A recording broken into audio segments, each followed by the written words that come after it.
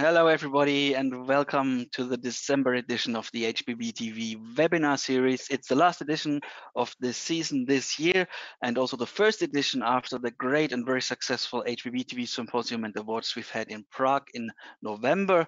So hope we all have a chance now to listen to the next topic, which was briefly mentioned in this conference program, but now it's a full hour dedicated to this very important topic. It's actually a growing importance, and it's been growing a lot in recent months and years.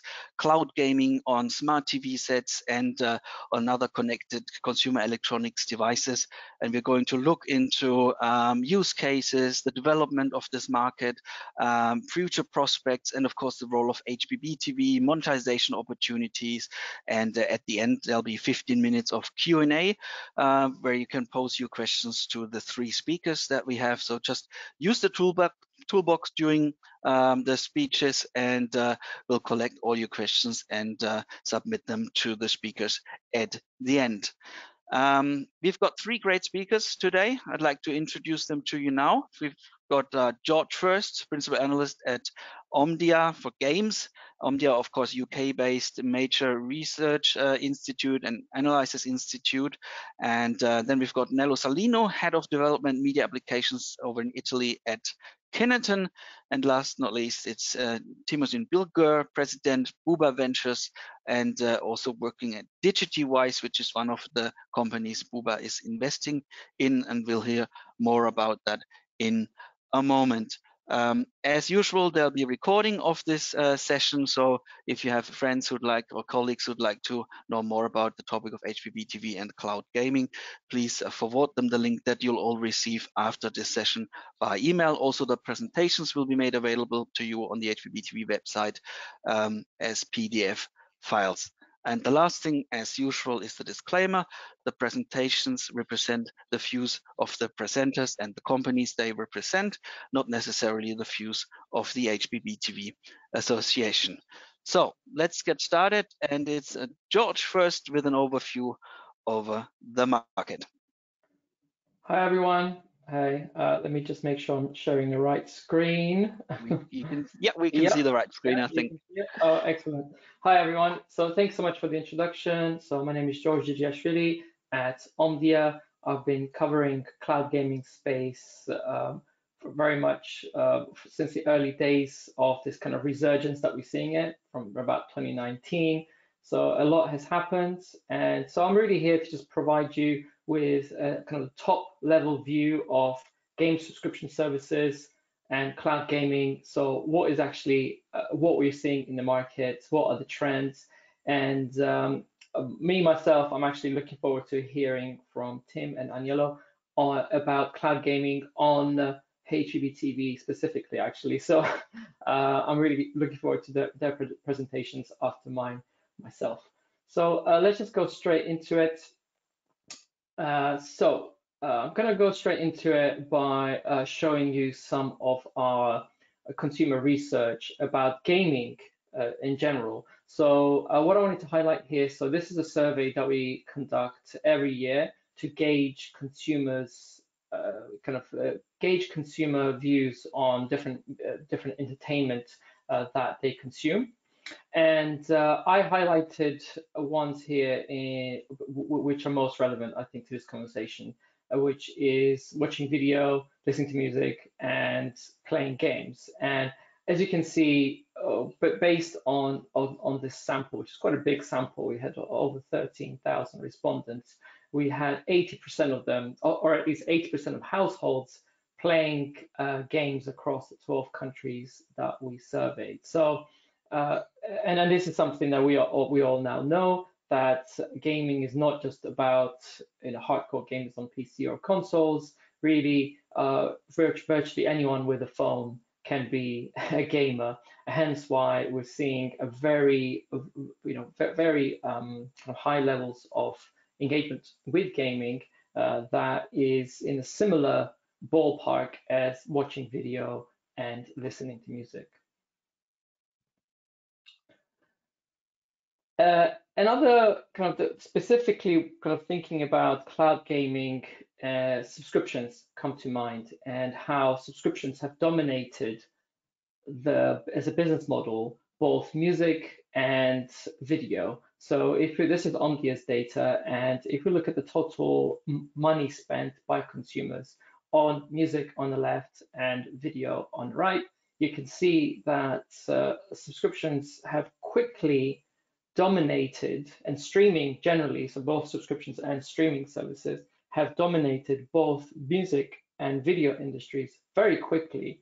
And looking ahead into the future, in the next kind of few years, in 2025, we expect music, subscriptions and streaming services will represent 85% of the revenue, and in video, 89% of the consumer spend. So this is quite incredible, and streaming has really kind of revolutionized the whole these entertainment spaces, right? So then let's then look at gaming and what's happening there right now in this regard, and how we expect this to pan out. And will subscriptions and cloud gaming come to dominate gaming within the next 5 years? The short answer is no, or at least we don't think so, and it's not looking likely, at least within the next kind of 4 years or so. And there are many reasons for it. So gaming, as opposed to something like music, where music streaming services, they offer essentially a whole library of pretty much every single artist that you can think of that you can consume all you can eat in one service. Whereas gaming is much more fragmented than that. There are different platforms like mobile, console, PC, which offer different type of experiences.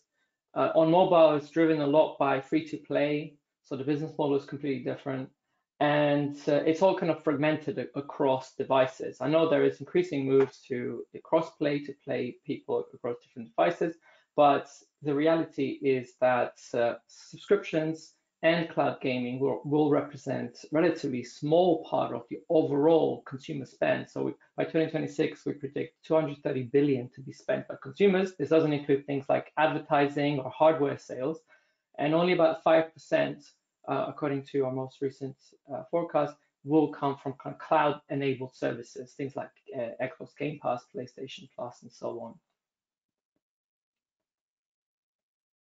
I'm not going to spend too much time on this, but I just wanted to kind of show you that even when talking about subscriptions, there are so many different types out there, and it's easy to kind of get confused about kind of what they all do and kind of which ones are cloud gaming, which ones are not. So I've got this kind of handy little disambiguation in terms of kind of what different services are. So you got subscriptions, which are kind of range of games from multiple developers. So this is where a lot of cloud gaming services are. So PlayStation Plus, Xbox Game Pass. You have subscriptions which offer games from a single developer, such as EA Play. You got services provided by telcos and service providers. Then you actually have specific games that actually are subscriptions as well. And again, things like Fortnite and Roblox, they offer subscriptions in there as well. And you also have subscriptions for services for watching games content like Twitch. So as you can see, it is a very kind of a varied area when we talk about subscriptions. We really can't just think of it as one thing. It comes in many different flavors.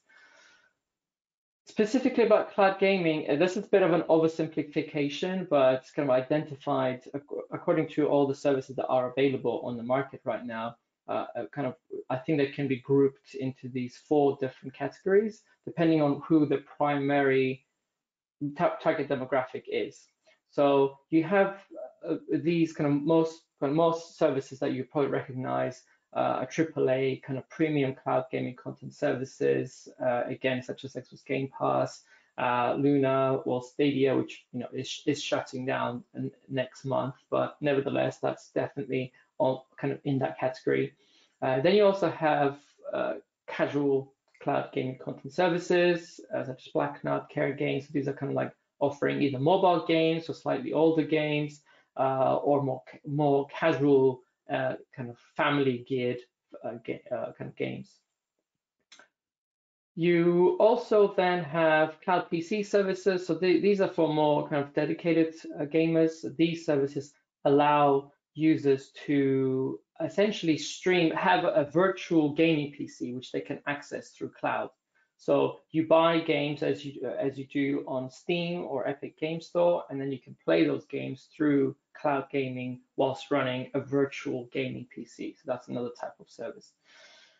And you also have white labeled services or games. So this could be specific games that, for example, AT&T provided for free to their subscribers, or Nintendo Switch providing cloud gaming versions of the games for the console.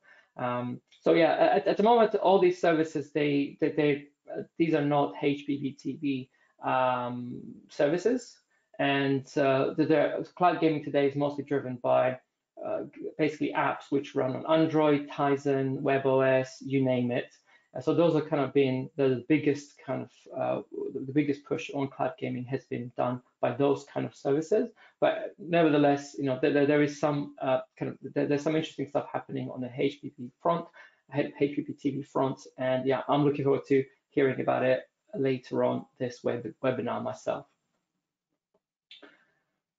Just a few points in terms of why game subscriptions has been the uptake of game subscriptions has been a lot slower than video or music, and I identified kind of 5 key reasons for that.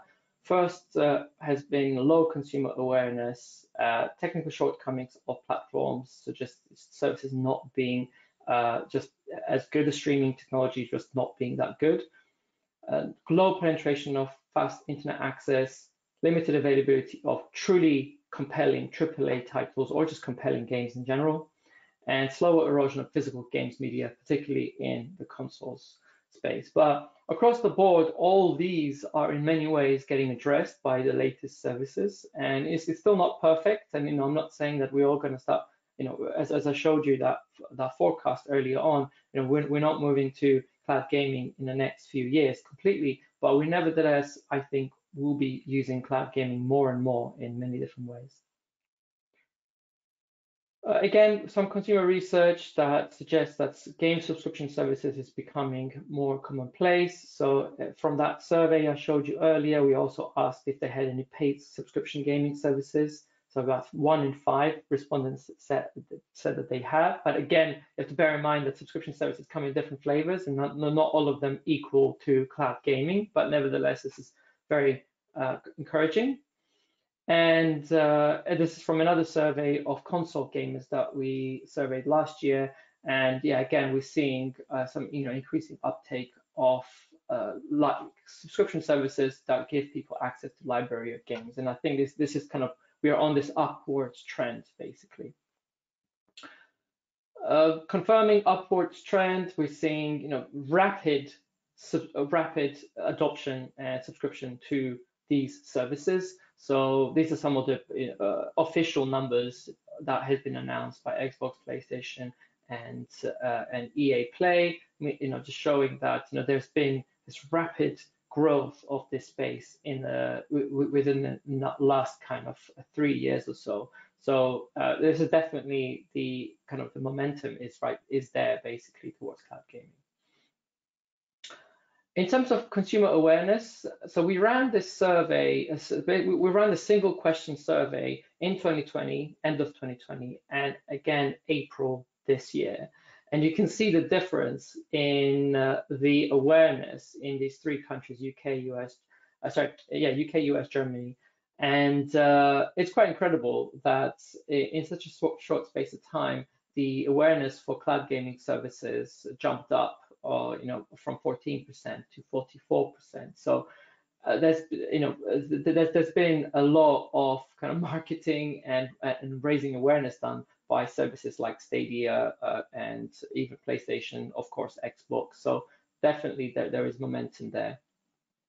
And according to our forecast, we are expecting the total paying subscribers of cloud-capable gaming services to grow quite significantly from just 29 million globally to just under 100 million of kind of paying subscribers of various different services all across the globe by the end of 2026. So that is kind of our outlook for the next kind of 4 years or so.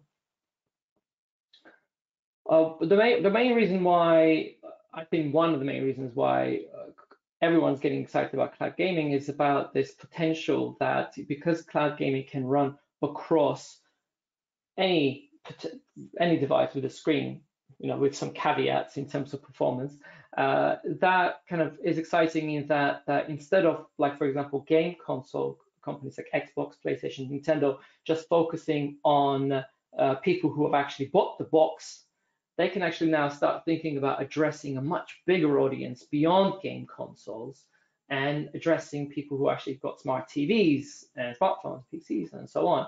And I think that's what makes it really exciting and quite appealing for the kind of broader market about kind of why cloud gaming has this potential. And fulfilling that kind of potential is there's been this rapid rise in fast broadband access. So in 2013, when the first few cloud gaming services hit the market, which inevitably they failed, like OnLive, for example, there were only just over 100 million households with fast broadband access. By that, I mean like at least 13 megabytes per second. So now, like in 2021, it's already 1.6 billion if you include mobile and fixed 5G. And then in 2026, it's going to be nearly 6 billion people connected to fast and capable networks. So these two things combined is what makes this really, really exciting. And yeah, I believe it's the last slide. Yeah, and kind of bringing this all back to smart TVs.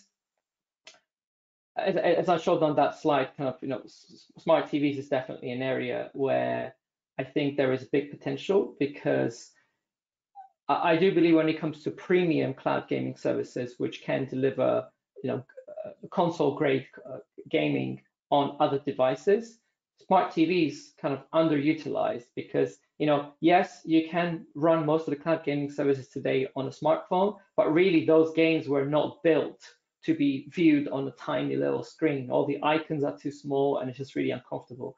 So it's natural to extend that to TVs and essentially bring that kind of that premise of cloud gaming, that you can just magically have gaming on any screen without buying any specific hardware, a reality. And this is just another data from our research that shows that in terms of the addressable installed base of different types of devices. So if we look at game consoles, it's going to be relatively flat. Even dedicated media stream is going to be relatively flat, but actually connected smart TVs will continue to rise. Therefore, that addressable base will continue to grow, and hence why we're seeing all this movement now by Xbox partnering with Samsung most recently to deliver their cloud gaming services, and not just that. Actually, Samsung is now offering several cloud gaming services as part of their operating system. LG is getting into the play. Android TV already has few cloud gaming services on there. So I definitely expect to see the smart TVs to be the next battleground for cloud gaming services. And as I said, this is not going to happen within next year or 2 years, but as cloud gaming gets better and better in terms of latency and the technology and everything else, I think it's going to be a really exciting space to watch smart TV specifically over the next few years in terms of cloud gaming. And yeah, that's my presentation. Thank you so much. Great, many thanks for this. I'm sure lots of viewers will find it quite interesting to see your prediction that smart TVs will become the main battlefield for cloud gaming in a few years, with already the rising tendency we can see now. So thank you very much. And I can see from your outfit that you're definitely in the season spirit already, which is appropriate, because it's the December webinar, so this is fine. It's been snowing in London where you're based, hasn't it? It was, exactly, yeah. It's as I was telling you earlier, there's snow still on the rooftops. It's quite magical. So I thought it's only appropriate if I match the weather in London with my outfit today. So great idea. So thank you again for these insights, and we'll now move on to Naples in Italy. And first of all, let's check the weather, see if it's been snowing in Naples as well. And there's nobody better than Aniello to tell us all about this. Can you switch on your webcam, please? And we'll hear an update from Kineton in HbbTV and gaming. I'm sure we'll be able to see you. Yes, there you are. Wonderful. So the magic question, has it been snowing in Naples already? Unfortunately, no. I was expecting that somehow. It's a very cloudy weather today, but or in this day, but no snow. Okay. No snow. It's anyway. We're not here for the weather report, but this is live, so it's December. Yeah. And we're getting into the season spirit. But anyway, we've just heard from George that HbbTV and especially the cloud gaming, so on smart TVs, that is really going to take off in the next few years. And you guys over at Kineton in Italy, you've already been involved a lot into that market segment. So we're very keen on hearing more from your side and, of course, your experiences with the involvement of HbbTV into this market. Absolutely, yes, absolutely yes. So, can I? Your yes, board? you can start, please. That's, hello again, everyone. Aniello Saulino speaking, head of development of media applications in Kineton. Well, Kineton, as you know, is a leader in the development of HbbTV applications in Italy and is increasingly entering European scene. We are divided into several competence centers that have specific tasks in cross development. Among them, there's Key Games, a team dedicated to the design and development of gaming experiences. And in our portfolio, we develop 2D and 3D applications in single player and multiplayer mode for a variety of devices, including crafting applications in AR and VR. Gaming on HbbTV is widespread in many countries where the standard has been adopted, while in Italy, games via TV are not yet widely used. And for this reason, we have created a series of games and platforms to spread this type of interactivity and contribute to the community.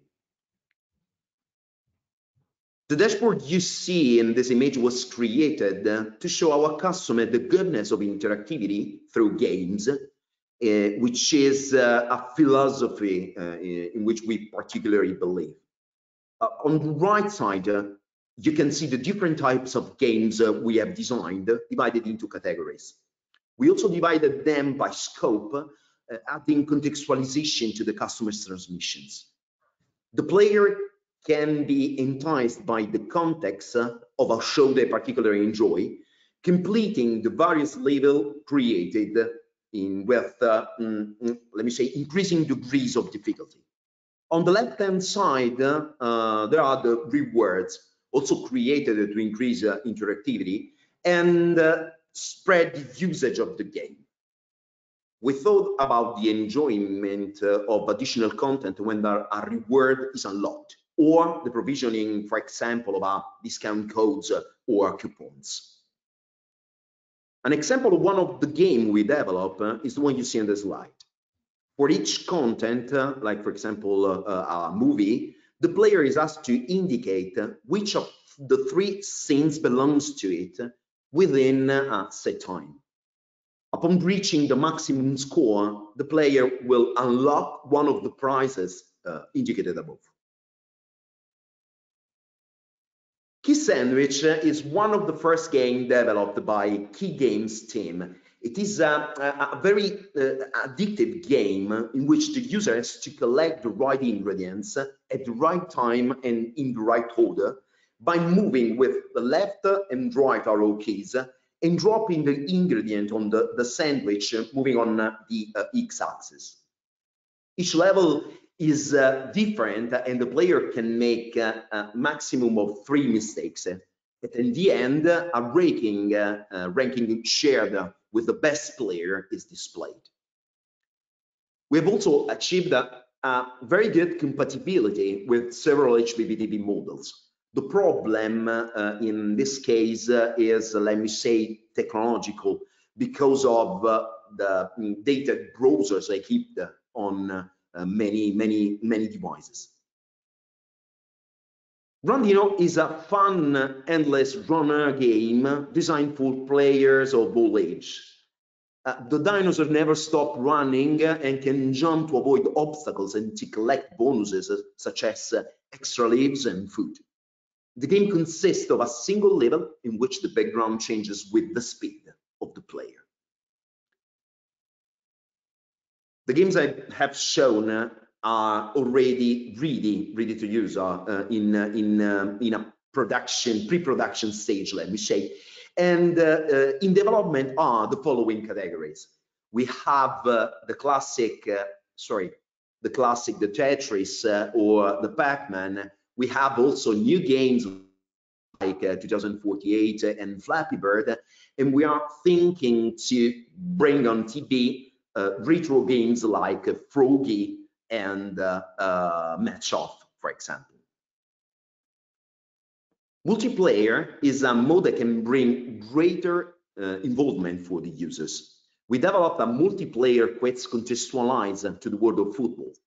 When the player wants to start the challenge, a video of an action starts and stops before its conclusion, and it's up to the player to guess the outcome.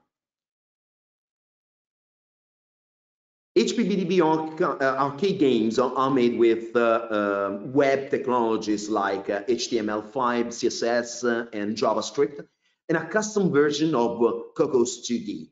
The customization of Cocos 2D concerns some verticalization related to the HbbTV device, such as the binding of the arrow key instead of the keyboard keys, or the HD fixed worktop. And this is more or less very simplified Cocos 2D architecture. The left side illustrates the platforms which are based on the web environment, while the right-hand side is the native devices such as Android, iOS, macOS, and so on. The HTML5 part is the center. In the center contains all the elements used to create games, and above it we can find a layer of APIs that allows games to be developed for all the platforms without having to make special customization on platforms. This is the process adopted at Kineton for crafting our games. Starting from the bottom, we have the complete life cycle of software production, starting with mockups, continuing through the prototyping, the demo phase, and obviously the production. The most important part, however, is the system design phase, in which we drafting strategies for the game itself, and we try to define how the game works and what the player can do. At this stage, in fact, the role of the game designer becomes crucial. His or her thinking must not be led by an isolated vision of the game mechanism or the design of the entire architecture. The part of the demo we showed above is essential to receive feedback on the work done so far in order to correct the shot when we notice some aspects that are not, there is not particularly structured. For the 3D part, we use Unity as 3D game engine and Blender for the modeling part of the asset we create. Games produced in this way can only run, unfortunately, on TV models equipped with WebGL supporting browsers. And finally, just another bit, I will show you one of our latest creatures. As I said at the beginning of the presentation, our key games team has strong skill in AR and VR games. What you see here is an exact reproduction of our piazza, our place, which is a common space in our headquarters in Naples, where we share, I don't know, breaks and free time after work. And that's all from our side. Thank you, everyone. Thanks for these examples of HbbTV-based cloud gaming opportunities. And as you were just mentioning Naples, that of course rings a bell for all of us, because Naples is going to be the location of next year's HbbTV Symposium, which was announced in Prague last month. So we're of course all very excited to be in Italy next year. Just a little reminder for everybody before we move on to our next speaker. We have the option, of course, for you to submit your questions to the speakers, and in the last 15 minutes of this webinar, we will try to respond to them with all the speakers being part of the session again. So thank you, Aniello, for these insights. We'll see you in a moment back again for the Q&A. And from Naples, let's now move on to Istanbul in Turkey, where Tim is waiting for us with a presentation on Digitiwise and their HbbTV based gaming examples and use cases. Welcome. Hello everyone. Again, in Istanbul, the weather is not sunny and shiny as in Naples. But it's not snowing. Yeah, but it's not snowing anyway. Yeah. At least. So London is the only snowy town today. It's surprising that London is snowing. That's quite unusual, I think, for this time of the year. But anyway, anyway, we're all. Yeah, I don't want to mention to our British audience, but it's snowing most probably because of the match, football match. Yes, so I hope everything will be fine. Don't worry. So anyway, football is always one to blame, so that's good. yeah. All right. So okay, let's get started. We can see your presentation, and we're very keen on hearing from you, Tim. Stage is all yours. Thank you very much. So what is actually, we use television as Digitiwise, a kind of a new device, and gaming is a part of it. Actually, in this new television era of 2020s, we have new games, new TV, new audience, and new revenues, and new broadcasting. Most probably, the main reason is because it's interactive. So what we do is, we have our addressable TV, we have our server-side ad insertion, we have our TV analytic, OTT platform, editor program guide, and HbbTV application. So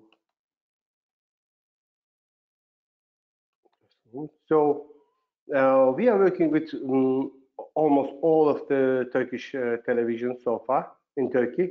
We have more than 8 million households, and we have done until now 700 addressable TV campaigns in advertising, and this is our main job, is advertising and to create revenues from advertising using HBB technologies. So what we are doing is that just to cut it short, we are having incremental reach, we are retargeting, we are we use cookies, and we target the audience. So this is one of the things, the advertising campaign that you're going to see now. What could a TV remote possibly do? Help you change channels? It could also make you the owner of a BMW, but of course, only if you're among the target audience of the BMW 2 or the BMW 5 series. How to reach that target audience and increase purchase demand by 90%. We started off by defining who our target audience is. For the BMW 2 series, we defined our target as young, outgoing, success-oriented, in the process of starting a family, and socializing with friends and family. For the BMW 5 series, those who are middle-aged, achieved a level of success, and are leading business people who fell under our desired target group. For the first time in Turkey, we used TÜİK, Turkish Statistical Institute, age, gender, vehicle license status, and income level data to generate relevant targeting segments. Then, we digitized offline data and survey results and made them suitable for targeting those consumers online. This allowed us to tailor our ads for different target groups during the same TV broadcast. Those who were in the BMW 2 series segment saw an ad for the BMW 2. Those who were in the BMW 5 series segment saw an ad for the BMW 5. Those who weren't among either target group did not see our ads at all. Our TV advertising became much more interactive. Consumers within the 818,000 targeted households were able to use their TV remote to request more info or fill out an inquiry form. We also transferred those who interacted with our ads to a central data management platform. The newly created segments were then used in actively running performance marketing campaigns on Facebook. This allowed us to retarget users who hadn't previously filled out a form on social media. For our potential customers, we created a journey that started in front of the TV screen, traveled through the TV remote, and reached their mobile devices. We went beyond measuring TV campaigns' online impact. Thanks to our data-driven marketing and media integration strategy, we increased BMW's model-based search volume by 30%, while also increasing BMW 2 and 5 Series page traffic by 36%. The conversion rate for traffic to form submissions grew 20%, resulting in 90% more form completions. What could a TV remote possibly do? So, as you see in this, as in this example, that how the audience become more interactive and more patient on what they are doing on the TV. So they don't only watch TV, as George just said 15-20 minutes ago, that smart TVs became one of the options that the audience are becoming more active and more interactive rather than just watching the TV. So here you will see some examples that is going on that I'm going to just cut it short. İkinci cezayı Kerem aldı. Both of them. So you see that you see the ads on the screen that we get your phone number, and also there's also a better that you can put your phone number on the landing page.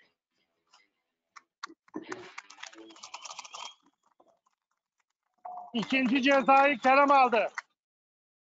So these are the ad campaigns that we also use it like a game, an ad campaign like a game. That's what we call the roadmap. So in this one, with a banner with addressable TV ads, the ad suggests 3 big city travel options with one-time charge. So you will see here that you can choose the map that you can choose, and you can get the city road map only from your TV, like you are playing a game on your computer or on your console. So you can leave your ad, you can leave your phone number, and you can test the cars. This is also another one. Just Kineton gave one example.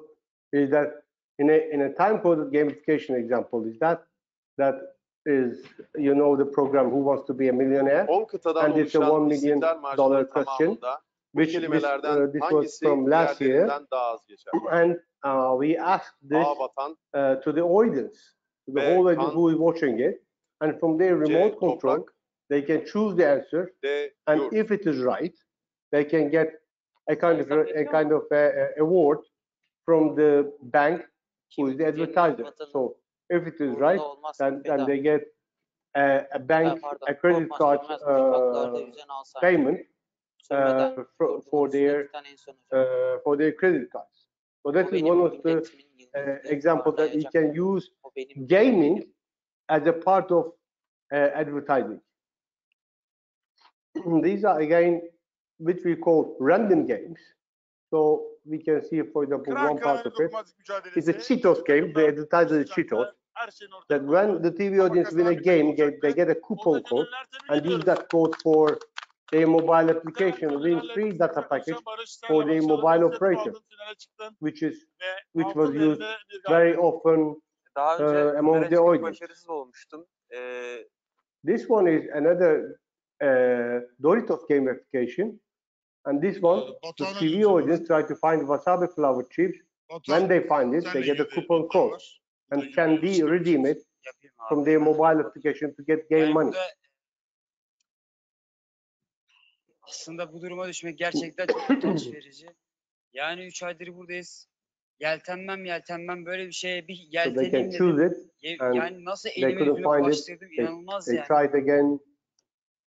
So what we are showing in these ones is that the audience are playing games when they are watching their normal live ad, either fast, either streaming, or linear. But through HBB technologies, we can use it as an advertising gaming platform. This is also another interactive campaign, what we call these catching campaigns.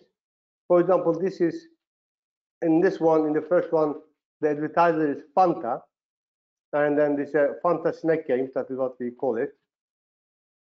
So let's watch it a little bit. Again, by using their remote direction key, customers not only had a fun experience but also gave a discount for their Fanta purchases with their points they earned in the game.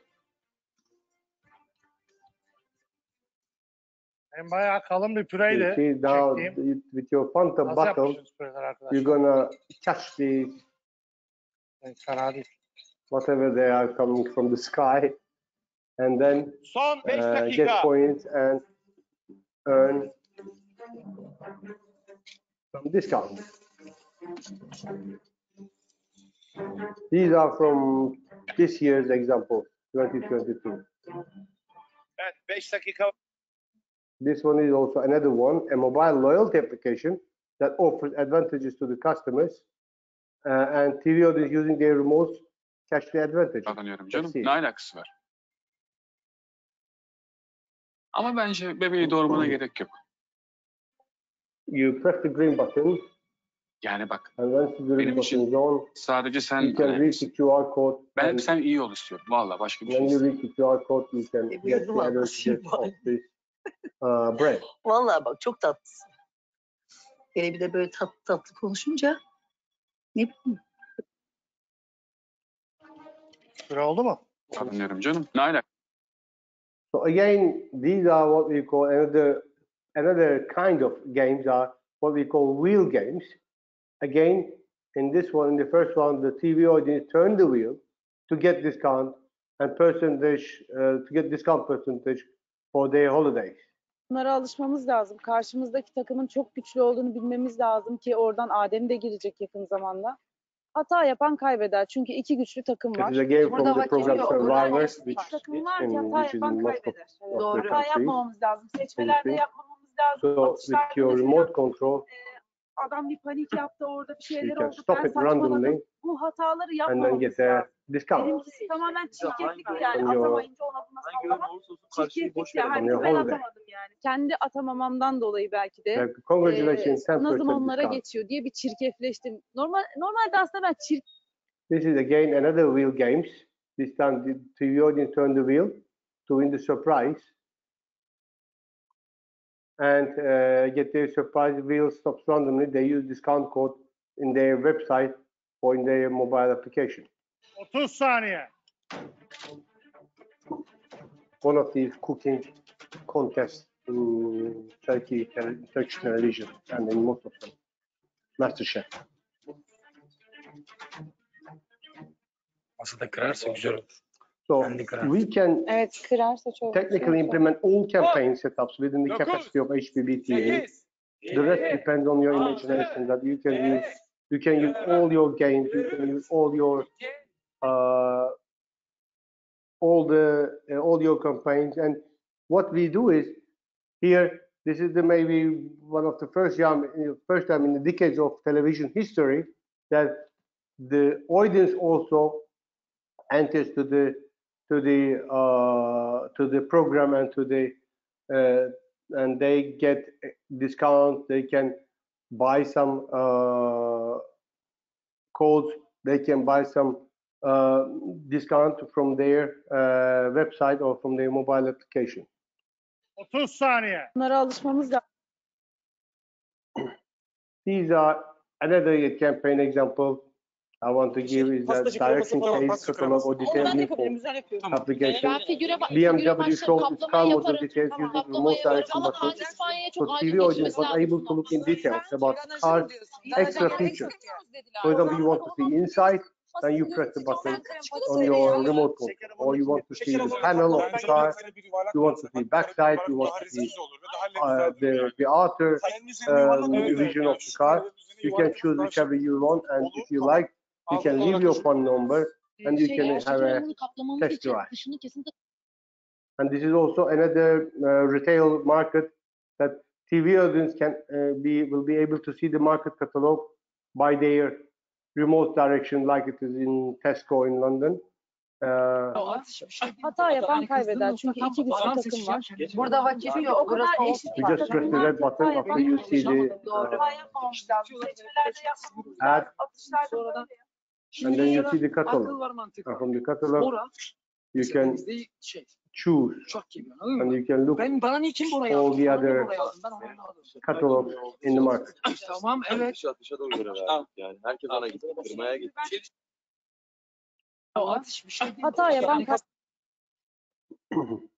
This is not a game, but this is one of what we call Scoreband, which was again sponsored by a very important brands. Is that, you know, when you're watching the TV, sometimes you want to know how the match is going on. Yeah, and most probably the family wants to watch, let's say, Survivor, but you want to watch the match, but you can't in one way or the other. So you want to know the score. So this score band gives you the opportunity when you are watching another TV show, you can have your live score on your TV. It gets on directly, and if you want to fix it on your screen, you can press the green button, and it will be fixed at the bottom of your screen, that you can see the score until the end of the game, until the end of the match.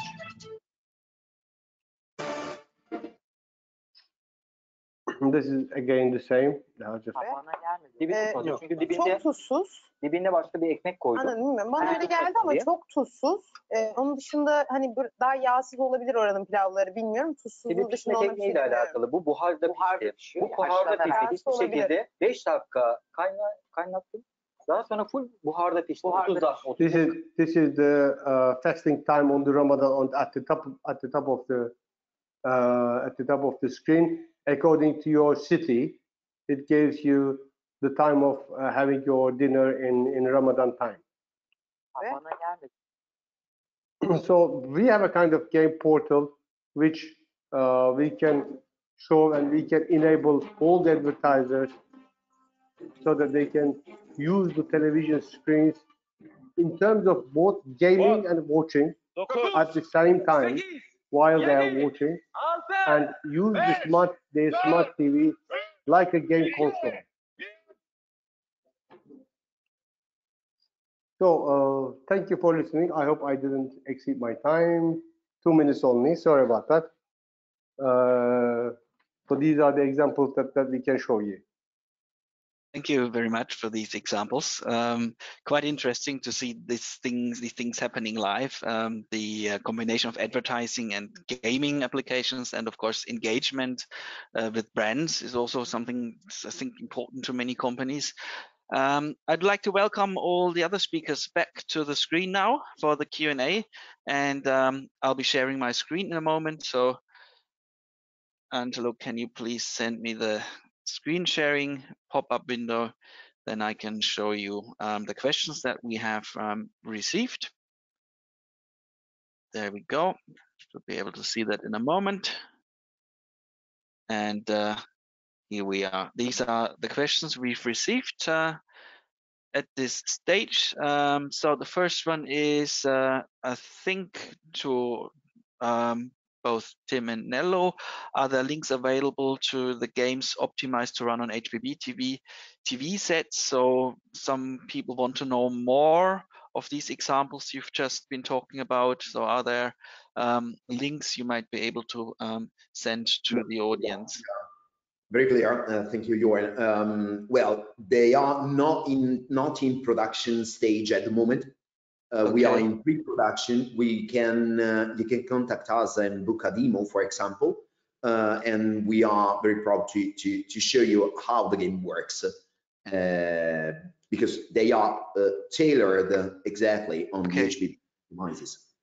Okay, so please contact Aniello directly, and he's on LinkedIn and happy to respond and get into further detail with you. Then, Tim, what about you? Do you have some examples you can share with the audience? Maybe YouTube links, or is there anything? Well, you can go to our YouTube channel TV Extra and Digitiwise, and you can see all of our, almost all of our examples there. That how we link the games to linear broadcasting, not only linear. I mean, actually, it's not important that it is linear or it is streaming. At the end of the day, when you use the HBB technologies, anyone who is watching these free ad supported channels, not subscribed, yeah, then they can see these games.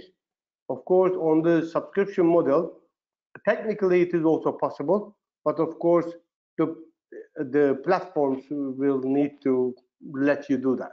That is the maybe you can put the link to the YouTube channel into the chat box so that the audience can click on that directly. And in the meantime, we'll move on to the next question. So somebody says, I'm interested to hear more about gaming, how gaming is integrated into linear broadcast. Can you discuss that opportunity and examples? Who would like to respond to that one? Well, actually, our gamings are all of them are on the linear broadcast. I mean, the ones that you see just in my presentation, they were all on linear broadcast. So at the end of the day, the HbbTV capabilities, the HbbTV technologies have the ability to bring our HbbTV signals, through HbbTV signals, the games or the messages or the L-band or the banners to the screen. And because it is interactive and it's coming from the internet, yeah, you can play the game, you can choose your right answer, you can vote if you like. For example, there was that sample was not here, but in one of our very small municipalities, one of the cities, the mayor asked to the people to vote for something. Of course, it was informal voting, just to get the idea of the audience of that city. And then the people send their what they are thinking by choosing from the A, B, C, D, and they choose which one is better for their city. So basically, it is directly integrated to the linear broadcast. Our technologies enable us to do that. Yeah, so it's one of the features of the HbbTV standard that of course combines broadcast TV and IP-based internet services, that you can use that interaction to link people to those games. If they'd like to know more about that, of course, I think everybody can be is happy to contact you or Digitiwise and get more details on that from you or your colleagues. You're also on LinkedIn. And the next question is, do TVs need WASM, that's WebAssembly, browser support for Cocos 2D games, that's specifically for Kineton, for you, Aniello? It will be great if the browser can interpret WebAssembly instructions, but unfortunately, not all the TV set we tested are compatible with WebAssembly. So that what we have done is to customize, as we previously said, a particular version, an older version, not so old, but an older version of Cocos 2D framework in order to create our games. So the answer is no, they do not need, it's not a requirements, a fixed requirements, but it will be great if WebAssembly can be, the browser can be compatible with WebAssembly. Okay, that's a clear answer. Last one for all of you. Are you in the DBB study mission for ultra low latency interactive services?